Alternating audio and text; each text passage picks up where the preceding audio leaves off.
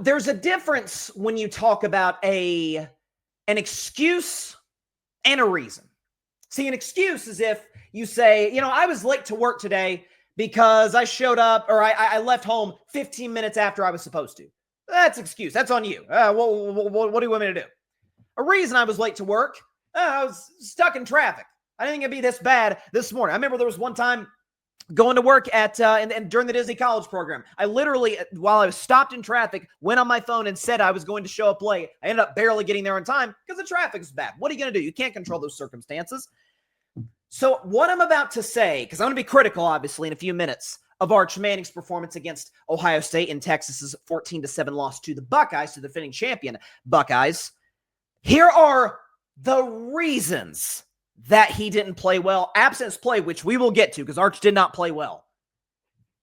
On the road, at Ohio State, the defending national champions. By the way, an Ohio State team that might have arguably the best defensive player in college football, in Caleb Downs, who was awesome. Yes, on Saturday against Texas. So there's that. Buckeyes, the defending national champions. The Horseshoe is one of the toughest places to go play. It's his first road start. His road start is in one of the most difficult places to play in college football. Like the whole bit, you bring that to the table. Those are the reasons, not excuses, reasons Arch didn't succeed. But the fact of the matter is this. Absent of that, Arch was bad. Arch did not play well at all. I mean, from his first snap of the game, I knew from that first play, I'll be honest, I didn't think it'd be this bad where Texas only scores one touchdown late in the fourth quarter. People didn't think it was a catch. I thought it was. I thought it was too close to overturn. But whatever the case may be, first play of the game, guy's wide open the right side, and he dirts it. He skips it. He one-hops it to the guy. I'm like, ooh, that's not good. You got to put a lot more mustard in that. Like, at least give the guy a chance to make a play. Ball hits the turf. At the feet of the receiver. Thinking, oh, that's not an ideal start, and it didn't get much better. I heard some commentators, including one of my favorites, shout out to Colin Cowherd, who said on his podcast the other day, Arch looked lost out there. Maybe this is the silver lining for Texas fans. And by the way, there's good silver lining. This is still an excellent football team. They're going to be fine. They got 3 cakewalk games until they play Florida in October. But when you look at when you look at Arch Manning, you say, he saw the field fine. He was throwing to the open guys. He was just wildly inaccurate. And there were moments late in the fourth quarter, really that scoring drive for Ohio State, the last drive where it's like, holy crap, they're going to go down and tie the game. This could be 14-14. We may get to overtime, and this may be I tweeted, the legend of Arch Manning begins on this drive. Bad for 3.5 quarters, great in the last 2 drives, and then you potentially could go and win the game in overtime and shock a lot of people. He saw the receivers fine. He was just wildly inaccurate. Looked at times like he was, again, he put too much air on some passes, would overthrow guys who were open or had enough separation on the Ohio State DBs. Again, dirtying it to the first receiver of the game. There's a play I thought was interesting. We don't have the rights to show the footage of the game on the show for copyright purposes. But there's a play late in the fourth quarter on Texas's last drive of the game. Okay? Final drive against Ohio State. You get 2 completions where it's all of a sudden, okay, you're down at the Ohio State. You're down at the Ohio State, or you're at midfield, actually. You're on 45-yard line. Get a 5-yard run, you're at midfield. The play after that, the incomplete pass on the left side, dude's wide open. Again, I wish we had the rights to show the footage on the show, but the guy's got all kinds of separation. Then the third down, you've got a receiver coming across on a little crossing pattern, and you short it to him too. You throw it well behind the guy. So it's just this, the timing was off. Some of that you give credit to Matt Patricia. Some of that you give credit to the fact the kid's third ever start in his career. By the way, again, this would go more in the excuse category, but can we pump the brakes a little bit? Listen, I'm a Vols fan, so of course I'm going to be a pro Manning guy. I love me some Peyton Manning. I think he's Mount Rushmore of all-time quarterbacks easily. Eli won 2 Super Bowls. Their dad, Arch, was a legend at Ole Miss, and again, due to some bad O-lines, wasn't able to quite succeed in the NFL the way that folks thought he would at the time. But Arch is like the lineal heir. Is he going to live up to the Manning legacy? That, to me, was a more fun discussion than, again, somebody I have respect for in the business, Paul Feinbaum. Man, Arch, best college player since Tim Tebow.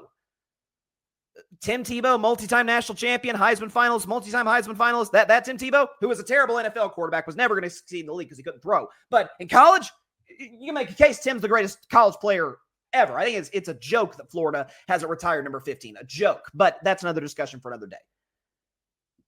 That's a little unrealistic. This idea, man, he's going to put Joe Burrow's 2019 season to shame. What? He started 2 games. One against Cornbread Western and one against Mississippi State, who might as well be Cornbread Western in the SEC. And again, I think the kid's going to bounce back. If you look at Texas's upcoming schedule, a lot of cakewalks. San Jose State, UTEP, Sam Houston.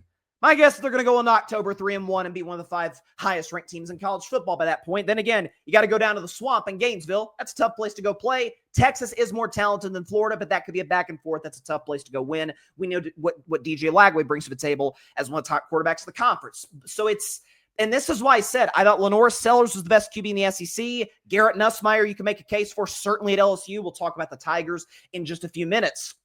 But there was an element of deep breath, slow down. I think the kid's really talented. There's a reason he was a 5-star. There's a reason he was a top QB in his class, in his recruitment class. And there's a reason that the number 1 team in college football, a team that I think, along with Penn State, had the best roster in college football, is handing the kid the reins. Let's not forget that there were moments last season where when Quinn Ewers, who I was highly critical of, was playing poorly, fans in Austin were calling for Arch. Arch showed his mobility at times. Arch had moments here or there against a great Georgia defense last year in the second half when Quinn Ewers was injured. So, again, there's stuff there to look at and say, okay, he's closer to, I don't want to say the guy that folks thought he would be, because some folks had set the expectations to the ceiling, like, oh, Heisman runaway, but closer to the 5-star high school recruitment, lineal heir to the Manning throne guy than he is against Ohio State. My guess is if these 2 teams match up again in the college football playoff, he'll be much more prepared, a lot of film to go off of. And the best news for Arch is nowhere to go it up. It's hard to do much worse. We could go and show Arch's numbers. It's hard to do much worse than 170 passing yards. I don't think he had 100 until the fourth quarter. 1 touchdown, 1 pick, completed 56% of his throws, and had a 58 QBR. It's just not going to get the job done. Now, the good news for Texas is even against Matt Patricia, even against this great Ohio State defense, they moved the ball fine. First of all, they ran the football very effectively. They had 166 yards on the ground. We knew that would be a strength of Texas's offense. It's really kind of the lifeblood of Texas's offense is running the football. They did that effectively. They actually did it much better than Ohio State did. The difference in the game, couldn't cash it in the red zone. 3 red zone trips, 7 points, including 1 stop at the goal line, which was, if you're a Texas fan, like, oh my gosh, can we just not score from the 1 against Ohio State when you think about how they lost the Cotton Bowl to the Buckeyes in the playoff semifinal? Like, that's been kind of a bugaboo of theirs. But Texas is going to be fine. This is what's great about the 12-team playoff is that we get games like this. We get great games that we saw all weekend. I mean, even last night, Notre Dame, Miami was fantastic fourth quarter finish. I thought Notre Dame was going to win for a while, but you get matchups like this. You get an opportunity for Arch Manning to be like, whew, this is a different monster. This is the Horseshoes, defending champions. They're raising the banner. Lee Corso, shout out Lee Corso, legend, doing his final headgear pick at midfield minutes before kickoff. Like, it's a big atmosphere. Now he should have played better. He's got to hit open receivers when they're there. But I wouldn't use this as an opportunity. The only people I would pile on today is not Arch Manning, but the folks that thought Arch Manning was going to be the second coming of Tim Tebow or the second coming of Joe Burrow. Like, he might be. Who knows? Who's to put it past the kid? Joe Burrow was an okay quarterback in 2018, had the greatest college football season ever by a quarterback in 2019. Like, he may get to that point. Sark's a brilliant coach. He's got great talent around him, and the kid's a 5-star with a great last name. He very well could reach that, but let's slow down just a little bit in terms of setting the expectations to the freaking roof. Because there are guys that we see, and I think Arch is going to be a good player, don't get me wrong. But there's certain generationally talented quarterbacks and players that come along where it's like, oh, they don't even look like everybody else. By the way, I think you saw on the other side of the field, he didn't have a huge game, but I think you saw on the other side of the field with Ohio State and Jeremiah Smith. Again, he had 6 catches for 43 yards, but just the physical ability you saw with Julio Jones at the quarterback position. I remember the first time Trevor Lawrence took over, I forget, was it Kelly Bryant? I think was the quarterback that Trevor Lawrence took over for at Clemson. It's like, holy crap, he looks like an NFL quarterback right off the bat. I know he hasn't panned out the way that folks thought he would, but he doesn't look like everybody else. Caleb Williams, who I have high hopes for. Remember, he comes in relief for Spencer Rattler in the Red River rivalry game against Texas, and it's like, holy crap, who's this kid? that's hard to do. That's rare. So again, best news for Arch, nowhere to go but up. Thanks so much for watching the show on YouTube, and be sure to go click that big red subscribe button and check out the other clips and full shows from Carving It Up Live, as well as our other incredible content creators here on the Grid Network.